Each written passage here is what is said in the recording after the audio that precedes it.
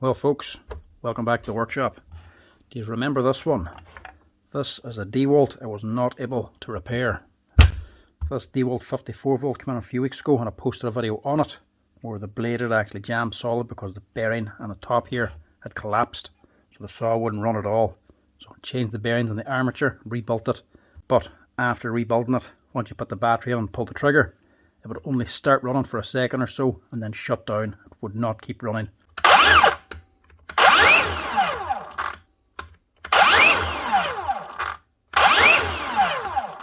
Now, I was putting the reason why it didn't run down to the fact that this bearing had pushed out and expanded and might have pushed the armature back and caused it to rub on the Hall effect sensors at the back of the motor.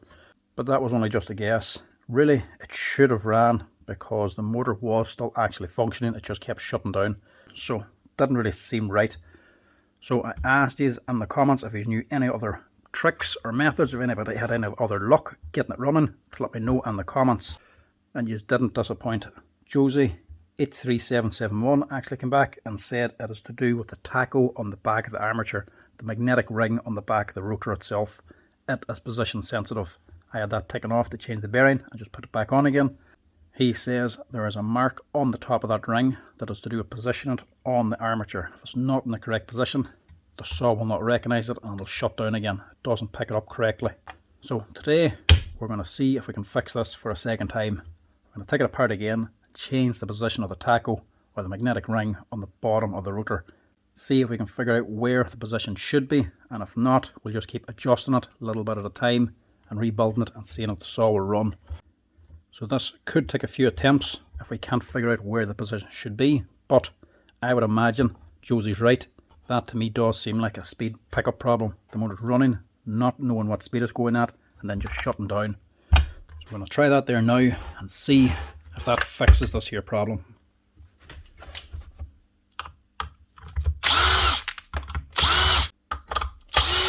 Hopefully we can figure out where or what position that wee ring should be at. Because if I have to keep stripping this thing down over and over again, this could take a while.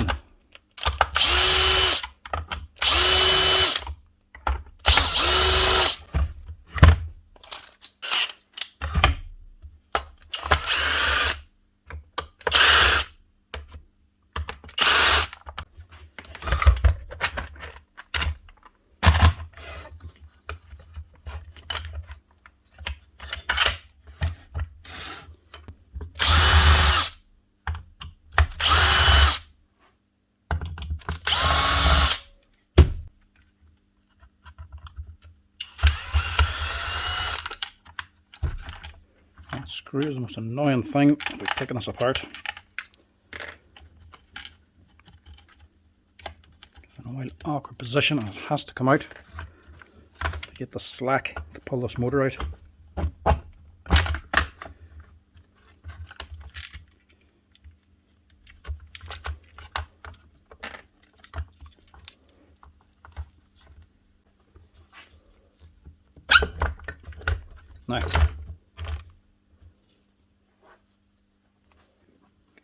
Now, Josie reckons this here little white mark on the tacho is actually a manufacturing mark to help locate this tacho on the rotor, which makes sense seeing as what it's actually doing. So the tacho is a magnetic ring, it's a magnetic speed ring or speed pickup. The actual rotor itself has 4 big neodymium magnets in it for actually driving the motor, for actually turning the saw. They're the actual drive. But on the back of here, this little ring is also a little magnet. But this one is used for positioning the rotor on the motor. So inside of here, there's 3 little Hall effect sensors down in there. And they are what actually pick up on these magnets, not the big one. So they actually use this to control the speed of the motor. So this is what actually tells the motor how fast it's running, so it actually adjusts and keep the motor running at 1 speed. But more so than that, it actually controls the motor, it actually controls how the motor actually functions. This is obviously a brushless motor. The magnets in here are permanent, they don't change position. So to actually get this to rotate, the field has to energize at different positions to keep repelling the magnets inside of here. So inside of here, these different segments on the field. There's 3 different coils in here, given 3 different positions. They will energize at different times to help repel this here. So at any one time, it's only going to be one of these coils that's actually going to be repelling the motor. So when it's in the correct position, it'll energize the next segment and push the rotor around, so it can then energize the next one and keep it rotating. For it to be able to do that and to know which segment to energize, it has to know exactly where this is and what position. That is where this wee tacho comes in. That tells the motor where it is exactly. So if you think about it, this makes perfect sense. This magnetic ring is telling the motor where these magnets are. If you put it on wrong, like I've done, you're telling the motor the magnets are in one position when they're not. You've set it wrong, so they're actually in the wrong position. So adjusting this actually makes perfect sense. But the question is, where do you adjust it to? There's no other marking on the armature. There's nothing up here. It wouldn't have been on the bearing because obviously it rotates. Where does that mark line up to? Unless it's up to these here lines here.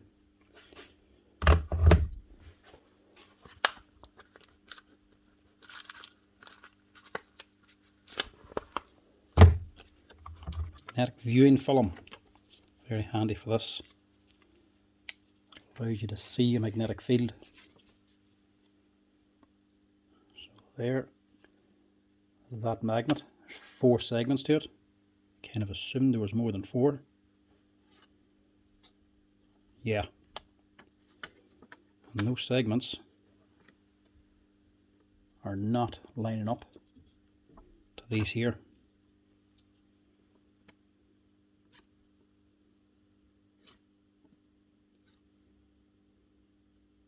So that tick is nearly on that segment, so I would say that's what it is.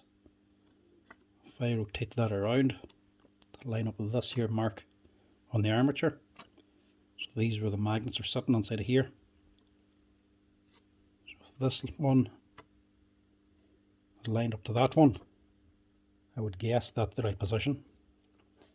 So we'll try that. Now first off, you have to remove this again. It's always awkward when you're dealing with a magnet. We don't have to take this bearing off completely. We only need the wee tacho on top to come off. But just like the last time, you take it off by actually removing the bearing.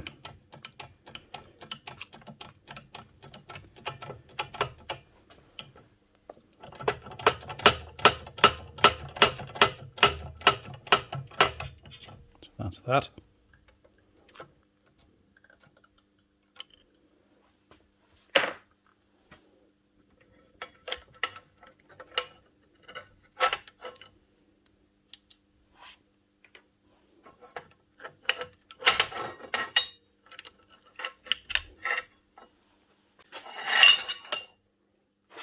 So now I'm going to press the bearing on again.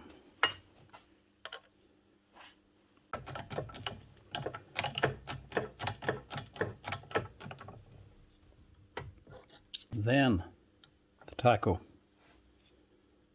with a magnetic speed ring.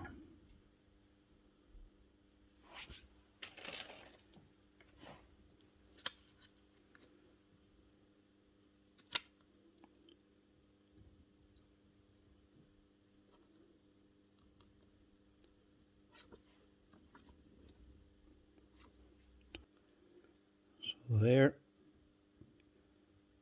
is the position, just where my nail is. So you have to get it in line with this.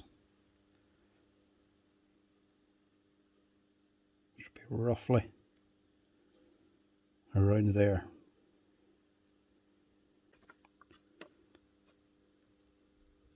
That looks better.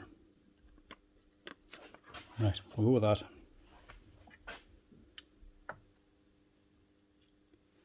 Obviously, be very careful with this. Do not want to bust it.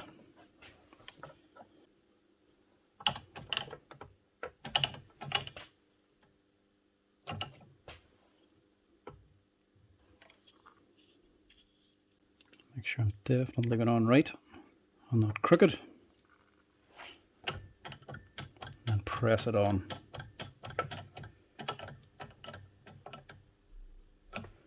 Don't over tighten it either. Very easy to do on a bearing press. Hopefully that should now cure the problem. This actually does make an awful lot of sense, especially when I now know how many magnets is actually in this. On a normal armature, this is off a phase tool. This here is the magnetic ring on most of them. This is for the speed control. But normally, they have loads of little magnets. These are more to do with speed control, controlling the speed of the motor so you can adjust it, not for positioning. This one is mainly for positioning, so it only has 4 poles to match the 4 poles inside the rotor itself. So this actually does make perfect sense. Hopefully this is actually going to cure the problem and get this thing actually running. Plus,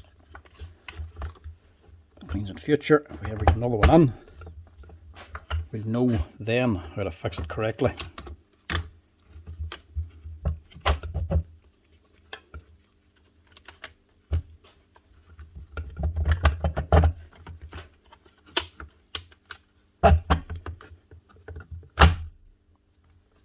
Push that on,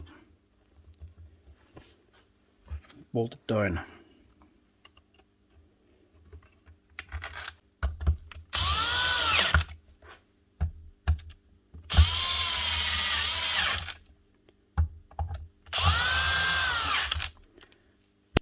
Now, because we're just rebuilding the motor, we don't have to have the front gearbox opened up, but because we don't have that opened up, do remember, on the front of the armature had that little spindle sticking out the front that located onto that wee round piece of metal inside the gearbox. So it actually helped position, stabilise the armature and the gearbox. When you're putting it back in again, make sure the hole for that wee piece of metal is actually centred. Make sure the armature's going into it and doesn't push it down out of the way. So just make sure it's in the right place whenever you're putting the armature on. Now, that in. Back to the awkward bit of putting these wires back down.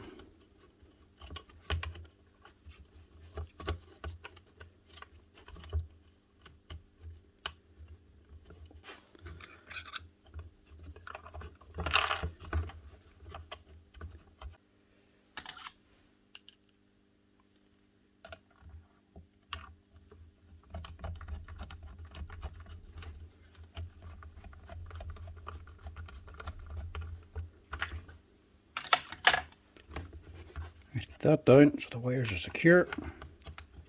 You can fold on your battery holder.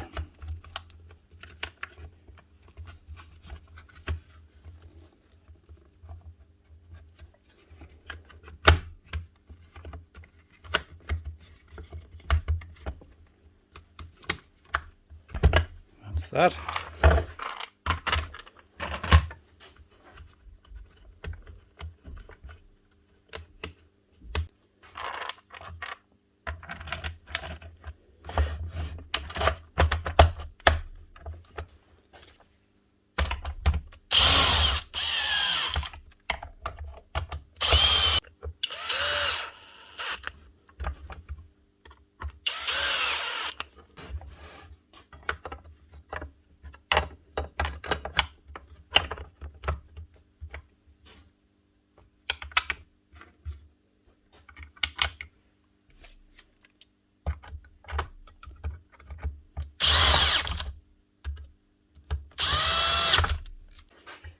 Does this cure the problem?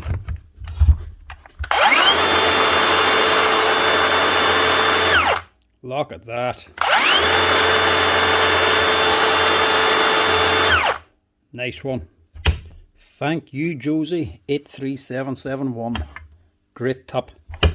That just goes to show you folks, you're always learning. And if you want to be good at something, you've always got to be learning. So we've learnt now that the armature has to have that little speed ring and the exact position for this here to work. So if you have one of these Dewalt saws or any machine where you actually can take the armature out of a brushless motor and you're changing the bearings on it, make sure the speed ring, that tacho, is set to the right position again. Even better again, mark it before you take it off so you know exactly where it goes back on. Big shout out to Josie 83771 for posting that comment suggesting that the wee tacho at the back. If it wasn't for you, this man will be buying a new saw. But now he's got it up and running again for the price of 2 bearings. Nice one. So take note folks, if you have one of these saws and you're changing the bearings, mark that little tacho so it goes on in the exact same position. Anyway folks, thanks for watching. I'm sure this one will actually help quite a few people out there with these here Dewalt saws. And if you ever see me doing a repair where I can't fix something or it's not worth fixing and you know what the problem could be, make sure you do like Josie did and drop a comment down below. Let me know what you think the problem might be and how you can fix it. You could just save a man a lot of money like this man. Anyway folks, thanks for watching. Give us a wee like and a follow at the bottom if you're enjoying the videos. I look forward to giving this man a ring to give him the good news. The saw is actually now fixed. Nice one.